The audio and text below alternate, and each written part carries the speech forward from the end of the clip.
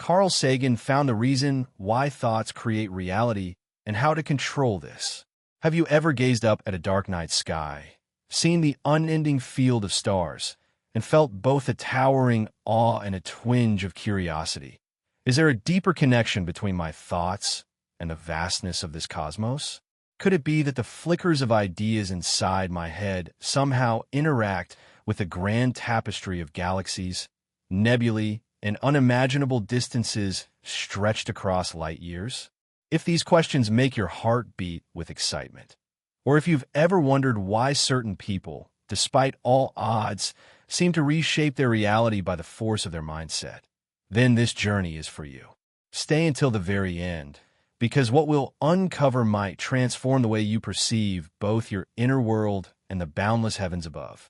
And in those final moments, you'll discover a specific, practical method for harnessing this cosmic interplay between thought and reality, one that Carl Sagan himself hinted at through his life's work, but never explicitly spelled out in a single treatise. Carl Sagan, the celebrated astronomer, science communicator, and author, was far more than a stargazer. True, he brought the wonders of the universe into countless living rooms through his acclaimed TV series, Cosmos, and he wrote seminal works that shaped our collective imagination about extraterrestrial life and the immensity of cosmic time. But behind the scenes, Sagan was also a fierce advocate for reason, critical thinking, and an almost poetic reverence for the capacity of a human mind. He believed that each of us is star stuff, that we carry within us not only the atoms forged in stellar furnaces eons ago, but also a capacity for consciousness that can rival the cosmic wonders we see through telescopes. Yet, the question arises, if Sagan was grounded in the rigors of science, how could he assert, directly or indirectly, that thoughts create reality? Isn't that concept more at home in spiritual or esoteric traditions? This paradox is what makes Sagan's perspective so intriguing. Though he adhered to empirical scrutiny, he consistently left room for the marvels of consciousness, recognizing that we humans navigate the cosmos not just with rockets or radio telescopes, but also with our interpretive minds, which filter experience through beliefs, expectations, and imagination. When we speak of thoughts create reality, we're not necessarily implying the naive notion that if you just think of $1 million, it'll appear in your living room. Rather, the claim is subtler yet profoundly impactful. Your cognitive frameworks, your internal narratives, assumptions, and mental models shape the reality you perceive, and in turn, shape the actions you take, forging a self-reinforcing loop that sculpts the world around you. Sagan might say that while the universe's grand laws remain inviolate, we humans effectively dwell in stories we tell ourselves. Those stories color what possibilities we see, what opportunities we pursue, and even how our cells respond to stress or healing. In simpler terms, if you expect the world to be hostile and devoid of wonder, you'll interpret neutral events as threatening or meaningless, reinforcing your belief in a harsh reality. Conversely, if you hold a conviction that the universe abounds with possibilities, your reticular activating system, a part of your brain that filters sensory input, will home in on signs of opportunity, advantage, or synchronicity. Over time, these micro-adjustments of perception lead to drastically different life outcomes, so drastically that it can seem as though your mind has created a new reality. Sagan's cosmic vantage amplifies this principle to an existential scale. We are cosmic explorers. Our conscious minds are the universe's attempt at self-awareness, and how we think about ourselves in that role dictates how we become in reality. But how did Sagan reconcile this with evidence-based reasoning? He likely recognized that the more precisely we articulate our internal assumptions, the more we become aware of our mental filters, the more effectively we can direct our lives. His devotion to critical thinking didn't negate the power of subjective interpretation. Rather, it refined it. He understood that illusions, biases, and wishful thinking can also hamper us if unexamined. So the challenge wasn't whether thoughts shape reality, but how to harness that shaping process without falling prey to self-delusion. Throughout his career, especially in Cosmos, Sagan displayed an unwavering sense of wonder that sometimes bordered on the spiritual, an appreciation for the improbable fact of our existence, the miracle that the atoms in our bodies were once in the hearts of ancient stars. That worldview fosters a sense of possibility so vast it can be life-altering. Imagine how your perspective changes if you truly internalize that you are literally formed of cosmic dust, that the universe wants to experience itself through conscious beings. Suddenly, your daily struggles and triumphs acquire cosmic significance, fueling resilience, curiosity, and a fearless approach to growth. A shift like that might indeed alter your reality in tangible ways. Your career path, your relationships, your sense of purpose, and yes, even your physical well-being. Let's bring in a modern scientific angle, the interplay between mind and body. Neuroscience shows that mental states, like stress, optimism, or despair, have direct biochemical correlates. Chronic negative thinking elevates cortisol, undermines the immune system, and predisposes one to physical ailments. Positive thought patterns, not blind optimism, but genuine constructive thinking, bolster neural plasticity, encourage problem-solving, and mitigate the health impacts of stress. Over years, these differences compound, giving rise to profoundly different life outcomes.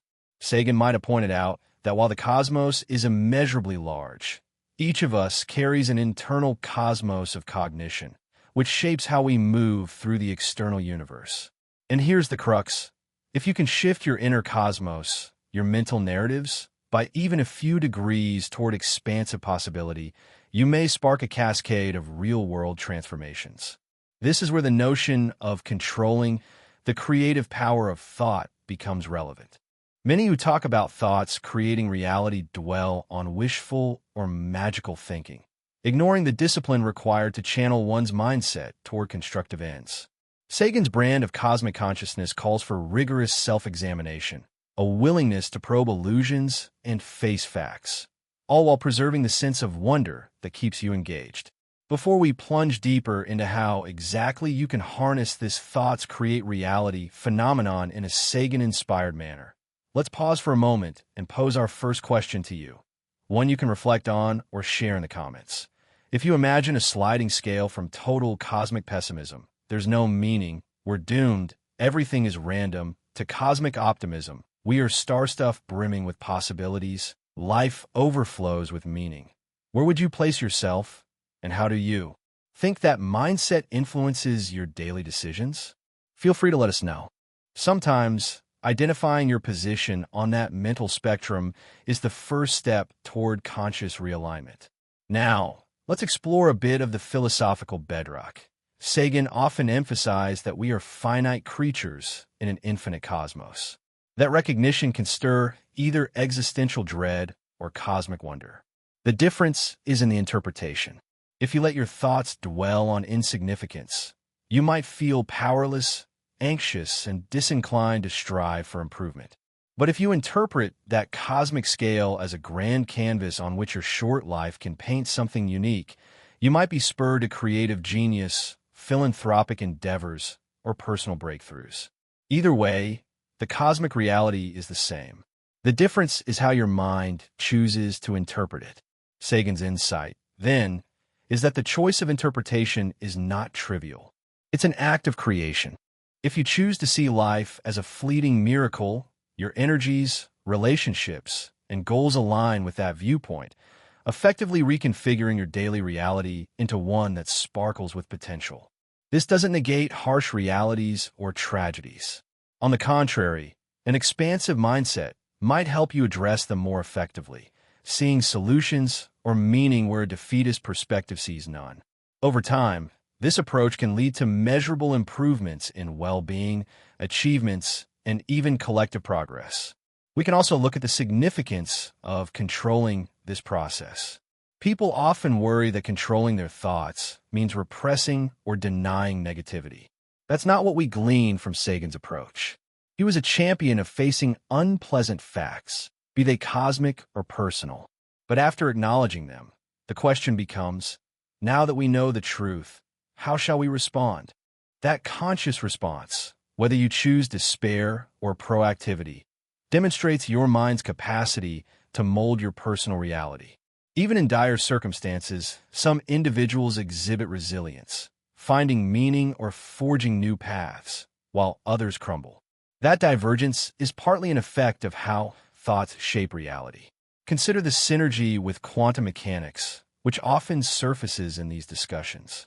Sagan himself was cautious about mixing quantum physics with metaphysical claims, wary of pseudoscientific leaps.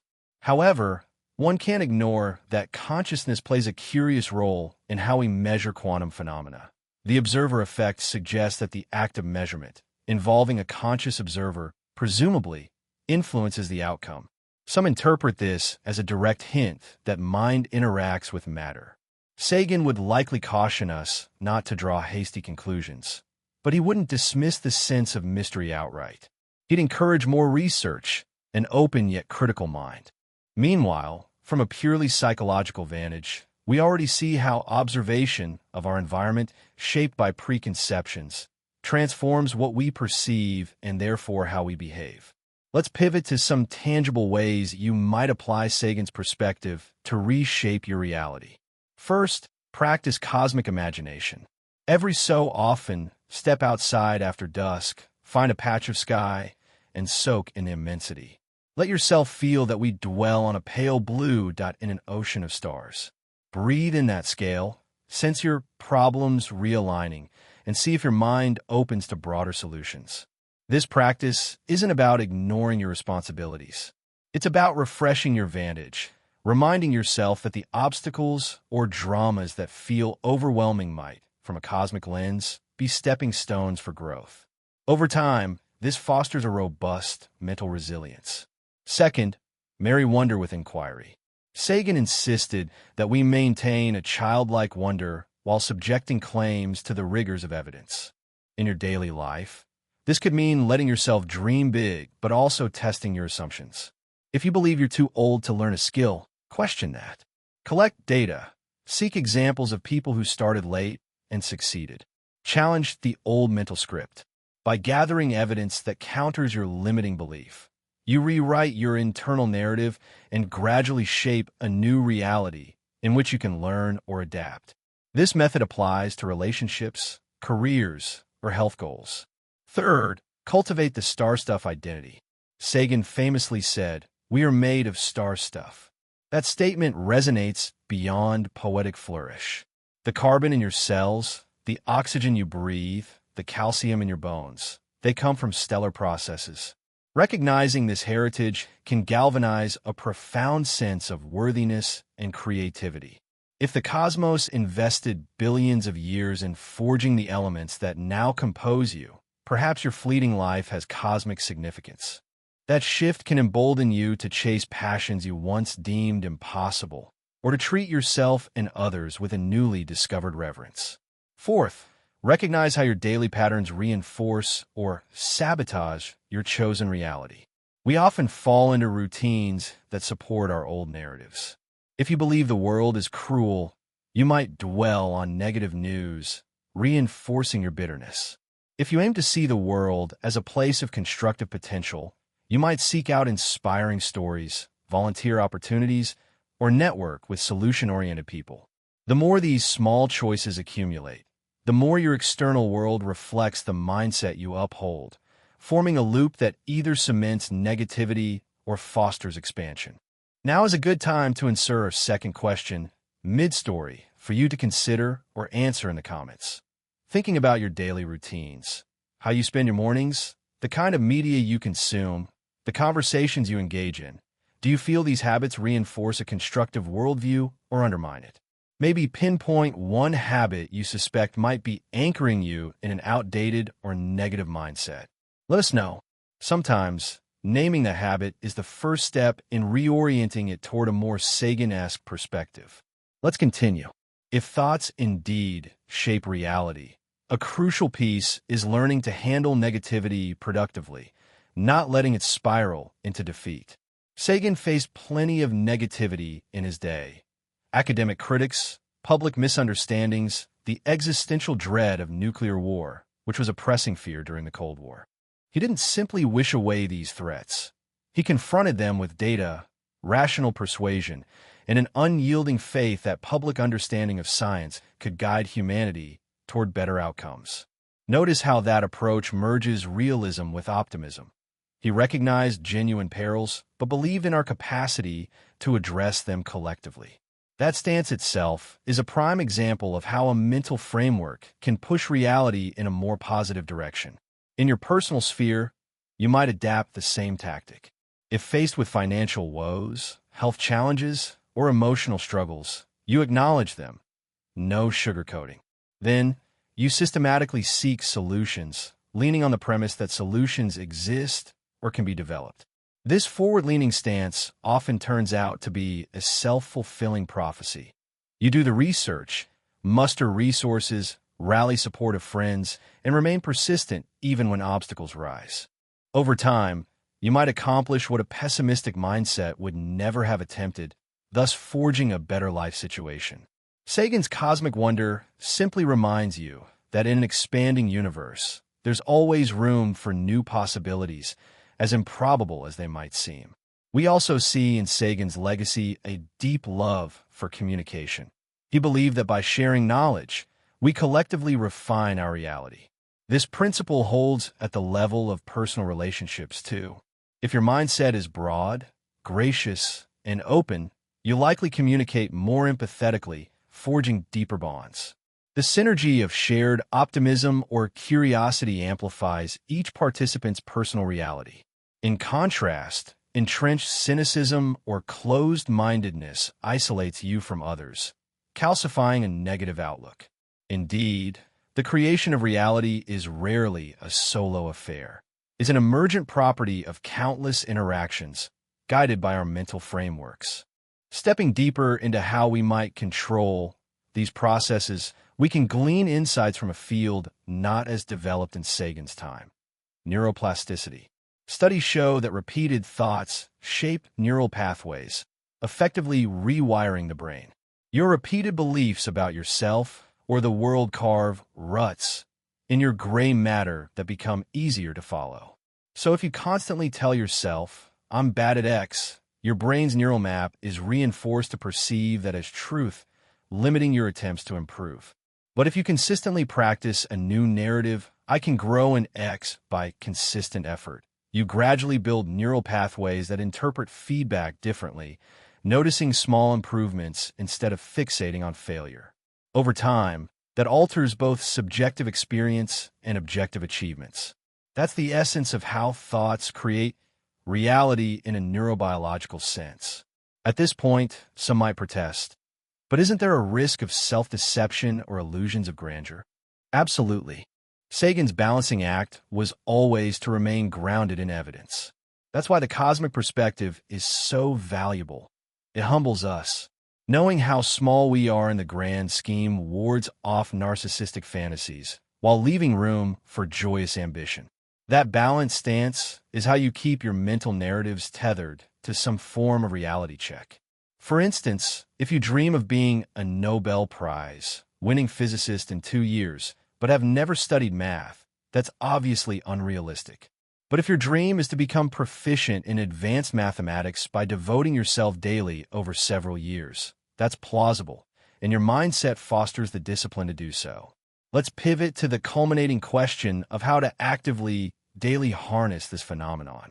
One powerful method is journaling. Each night, write down the primary beliefs or stories that guided your day. Are they in line with cosmic wonder, hope, and curiosity, or are they painted by fear and cynicism? Then, for each belief, ask, is there evidence that might challenge or refine this viewpoint? Over time, you refine your mental narratives, whittling away the illusions while sharpening the constructive ones. Another approach is mindful exposure to uplifting content, books, documentaries, even personal mentors that expand your sense of possibility. Sagan understood the potent effect of well-crafted communication. If your mental input is consistently negative or petty, your worldview will reflect that. If your input is thought-provoking, wondrous, or solution-oriented, your worldview evolves accordingly. A further technique is practicing imaginative rehearsal. If you want a certain reality, like improved relationships or a more fulfilling job, take a few minutes daily to visualize yourself acting within that scenario, not passively receiving it. Emphasize the steps you take, the mindset you carry, the sense of calm and confidence. This isn't magical thinking that the universe will drop results in your lap. It's training your neural networks to recognize opportunities and respond effectively. If you do encounter relevant openings in real life, your mind is primed to seize them. That's how thoughts and reality converge, through readiness. We might also consider the moral dimension. Sagan emphasized that our cosmic inheritance includes a responsibility to care for each other and our planet. If your mental worldview is shaped by generosity, empathy, and forward-thinking stewardship, you'll influence your reality accordingly, supporting sustainable choices, bridging differences with others. In turn, that fosters collective changes that transform the environment we all share. Thus, your personal mental stance can resonate outward, creating ripples in the broader social reality.